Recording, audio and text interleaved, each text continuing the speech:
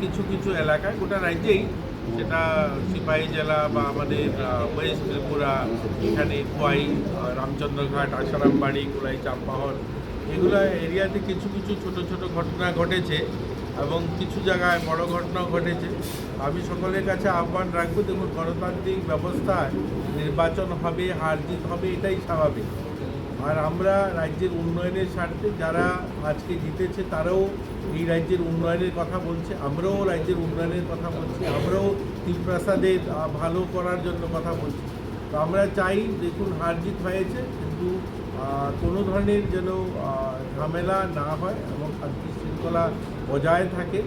এবং আজকে আমরা এই খোয়াই জেলার অন্তর্গত কৃষ্ণপুর বিধানসভা, রামচন্দ্রঘাট, আসারামবাড়ি এলাকার যারা রয়েছে তাদের সঙ্গে কথা বলতে এসেছি, তাদেরকে সঙ্গে তাদের যে সমস্যা যেগুলো কালকে হয়েছে এগুলো জানতে এসেছি। তো আমি আশা করব এগুলো ঠিক হয়ে যাবে এবং প্রশাসন কাজ করছে। 1-2 দিনের মধ্যেই স্পিডলি আমার এরা বাড়িতে সবাই থাকবে।